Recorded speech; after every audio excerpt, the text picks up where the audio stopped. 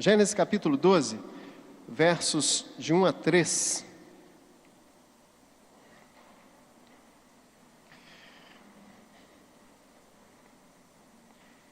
O que está escrito aí, irmão? Isso. Verso 1.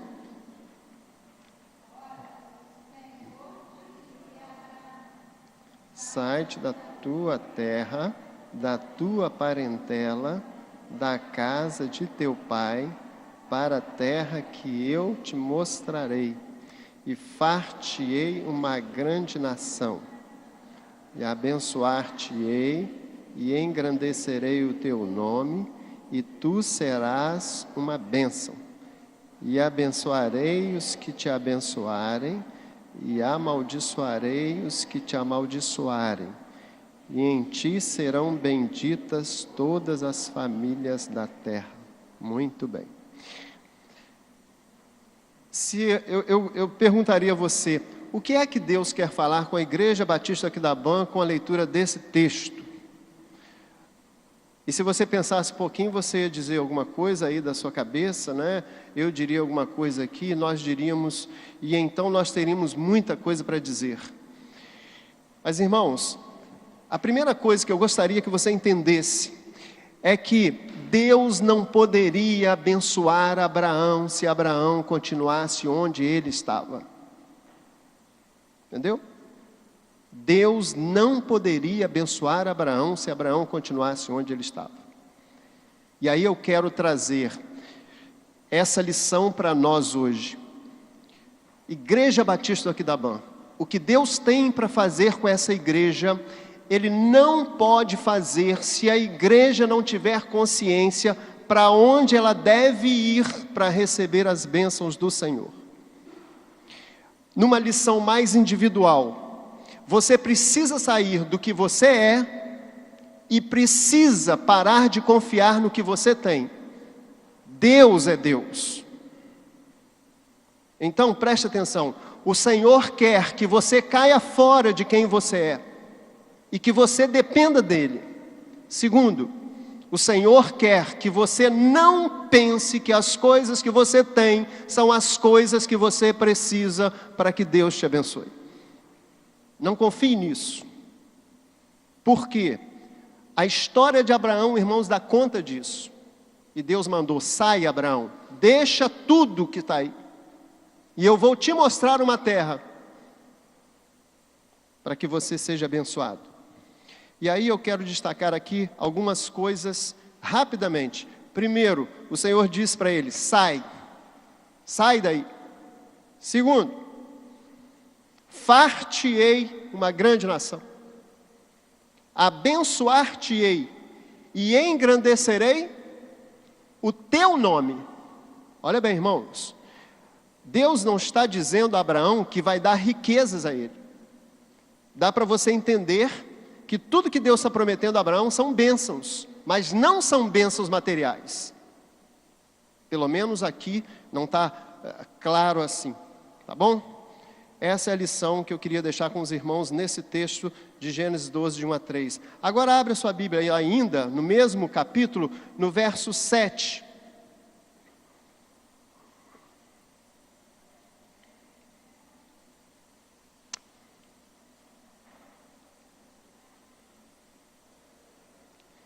Está dito aí assim, ó. E apareceu o Senhor a Abraão e disse, à tua descendência darei esta terra. E o que Abraão fez? Edificou ali um altar ao Senhor que lhe aparecera. A segunda lição que eu gostaria de deixar com os irmãos, baseado nesse texto, entendeu? Mateus 4:10, quando o diabo começa a tentar Jesus, Jesus diz para o diabo, somente ao Senhor adorarás e servirás. Irmãos, se nós não servirmos só ao Senhor, o Senhor não pode nos abençoar. Seja com o que for que nós estivermos idolatrando, o Senhor precisa que nós o adoremos sobre todas as coisas. E a igreja precisa tomar consciência disso.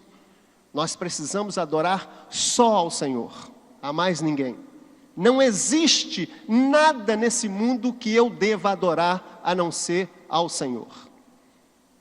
E posso te dizer uma coisa: nada impede um crente de adorar a Deus, ainda que ele esteja cercado de demônios. Entendeu?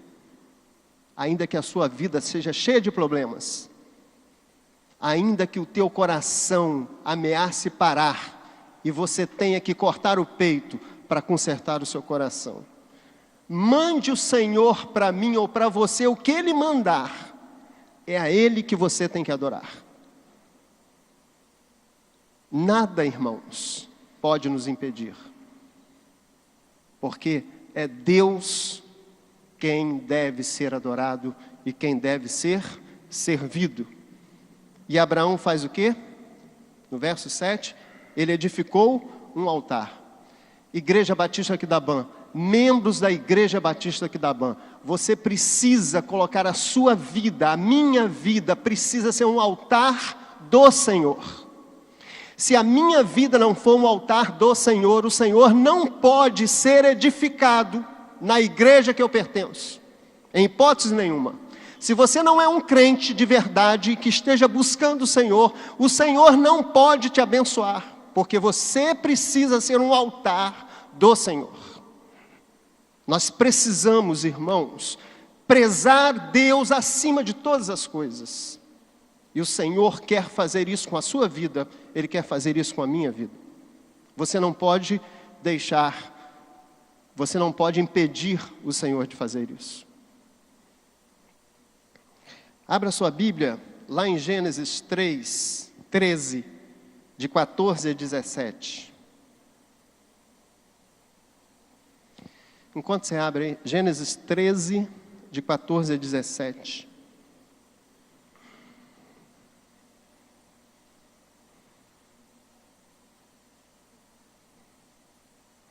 Há duas coisas que o Senhor quer no seu altar. Está lá em João 4, 20. Jesus vai dizer que nós devemos adorar a Deus em espírito e em verdade. Irmãos, nós já passamos da época de construir altares de pedra. O Senhor não quer mais altar de pedra. O Senhor quer altar de carne, de coração. O seu coração precisa ser um altar no Senhor.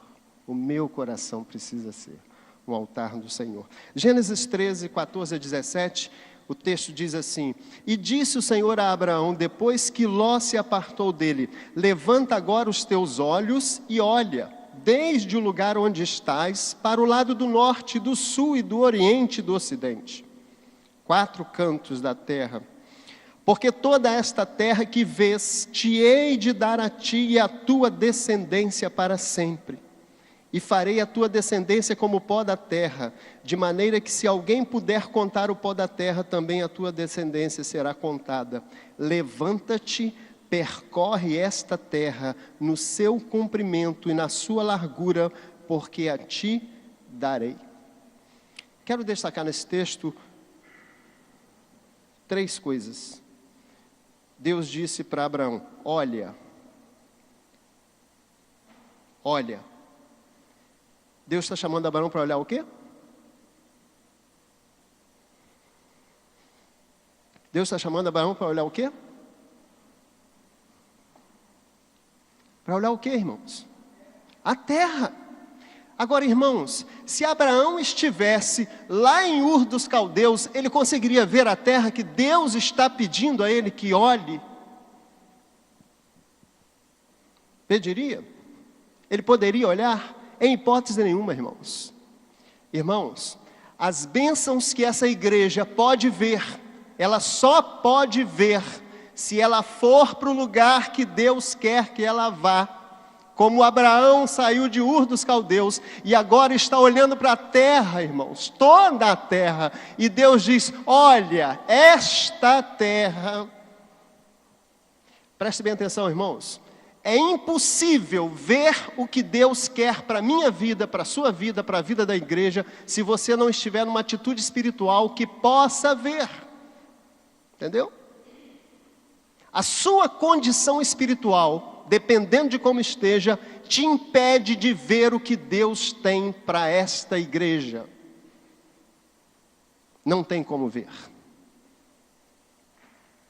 E aí o texto diz assim, olha, e aí no verso 15 ele diz, porque toda esta terra que vês, te darei.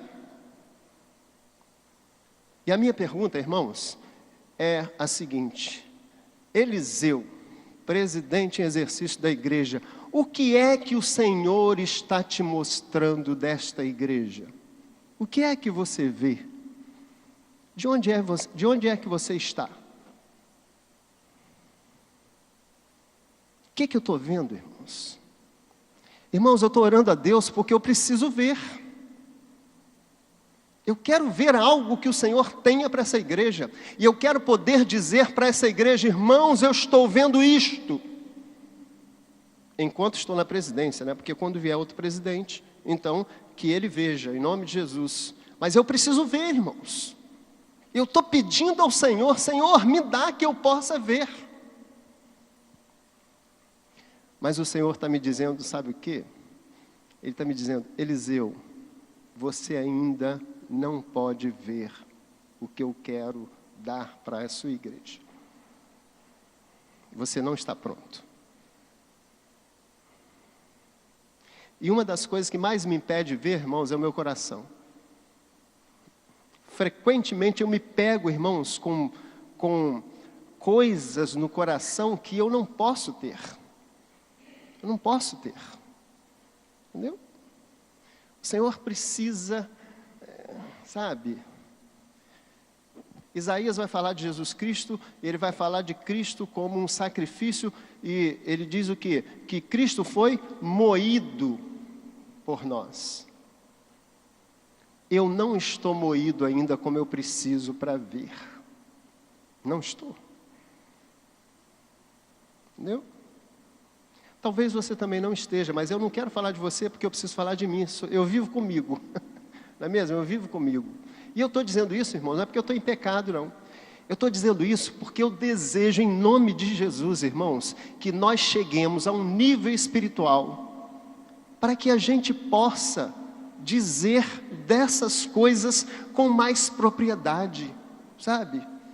E que a gente possa mesmo desejar uma vida espiritual que dignifique ao Senhor, sabe? E que algumas coisas, algumas mazelas que a gente está envolvido com elas, elas acabem, irmãos, não porque elas precisam acabar, mas elas acabem porque o amor de Cristo nos constrange e Ele nos faz amar as pessoas, mesmo aquelas que são as piores que a gente não gostaria de amar. E eu quero dizer isso por causa de Jesus na cruz, porque Jesus estava lá na cruz crucificado, né? E na hora de morrer ele diz, Pai, perdoa-lhes, porque eles não sabem o que fazem. Aqueles homens, irmãos, estavam matando Jesus, mas eles não tinham consciência do que estavam fazendo, não é mesmo? Mas tem um outro personagem na Bíblia que faz a mesma oração. Lembram? Estevão. Irmãos, só um homem vivendo a espiritualidade que Estevão viveu, ele pôde dizer daqueles homens que lançavam pedras sobre ele, entendeu? Senhor, perdoa-lhes porque eles não sabem o que fazem. Essa circunstância, irmãos, é uma circunstância espiritual que transcende as pedras que vêm sobre nós. Nós precisamos estar acima disso. Igreja Batista aqui da Ban, nós precisamos estar acima das pedras, porque o altar não pode ser de pedras, precisa ser de coração, em espírito e em verdade. E aí, a outra questão aqui que está aí, que eu quero destacar, nesse texto de Gênesis 13, ele diz, levanta-te, levanta Abraão. E ele pede uma coisa a Abraão, irmãos, que é interessante. Levanta, Abraão, percorre esta terra no seu comprimento e na sua largura, porque eu te darei esta terra. Entendeu? E eu quero aqui fazer uma pergunta para você, para a nossa reflexão. Qual é a largura da tua vida espiritual para que você a percorra e sabe que Deus está te dando? Qual é a largura? Irmãos, Abraão possuiu essa terra? Abraão possuiu? Ele possuiu? De certa forma sim, né? Porque na verdade ele pisou na terra, andou por ela, mas ele não viveu ali. Mas a terra era dele. Entendeu, irmãos? Irmãos, há coisas que estamos construindo e que vamos construir aqui que não é para a nossa geração. Essa igreja que você pertence não é para a sua geração. Porque a igreja que Cristo quer, ela está sendo construída para daqui, quando Ele voltar. Mas agora, esse espaço é o espaço que eu posso percorrer para ter uma ideia da igreja que eu vou herdar. Você tem um compromisso seríssimo sobre essa igreja que você pode percorrer como espaço para a igreja de Cristo que será arrebatada em nome de Jesus. Por fim, Gênesis 15, de 1 a 6.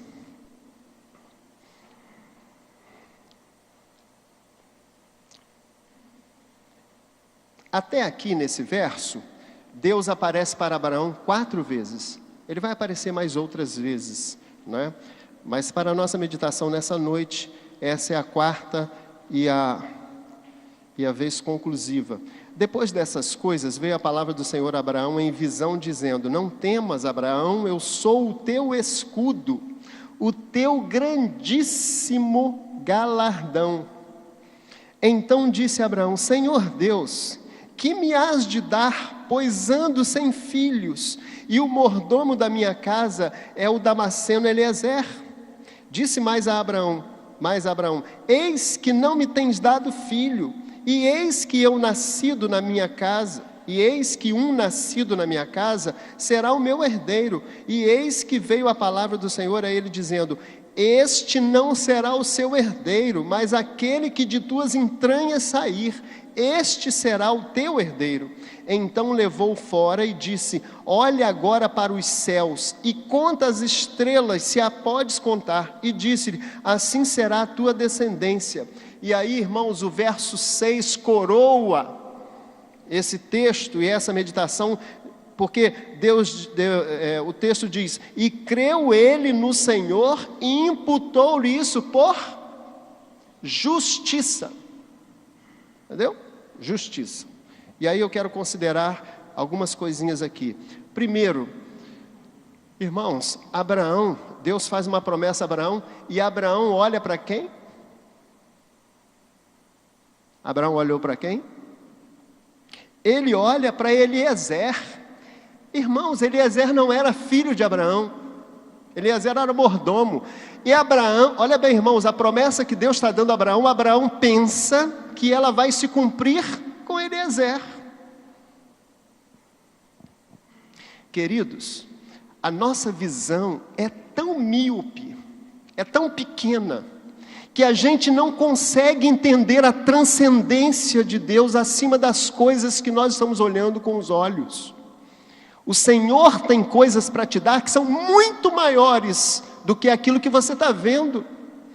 E isso não depende de você. Não depende. Porque se dependesse de nós, nós não receberíamos nada. Isso depende da fidelidade de Deus. Deus cumpriu o que prometeu a Abraão, irmãos, porque Deus foi fiel. E nós sabemos que Abraão traiu, né, a Deus, primeiro que entregou a sua esposa para os egípcios quando ele desce ao Egito. Entendeu? Não foi por isso, mas Abraão confiou em Deus e isso lhe foi imputado por justiça.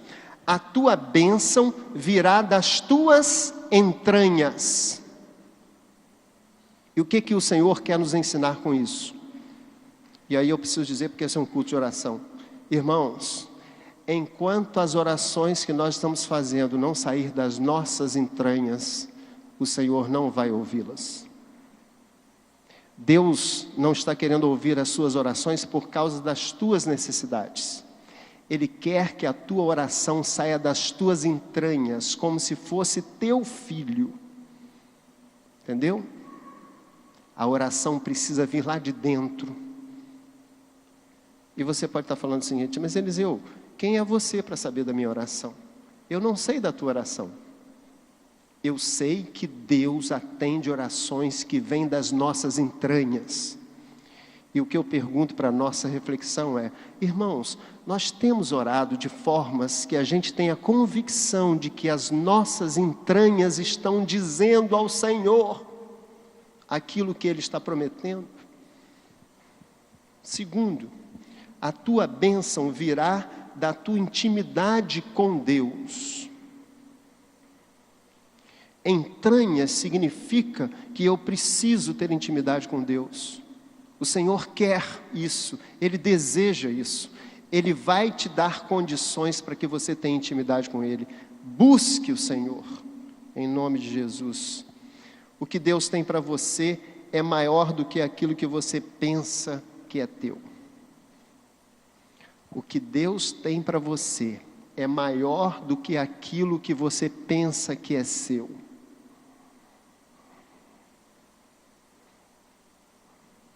Entendeu, irmãos? Já há algum tempo que eu não me iludo mais com algumas coisas, sabe, irmãos? Eu estava conversando com a Sueli ali, e a gente está querendo um pastor, não é mesmo, irmãos? Nós não estamos precisando de um pastor? Nós queremos um pastor. Mas o pastor só virá se a sua oração sair das suas entranhas. Entendeu? Essa igreja vai ter que chegar ao ponto de que a oração dela saia das suas entranhas, para que o Senhor ouça. Ele sabe que nós precisamos de um pastor. Entendeu?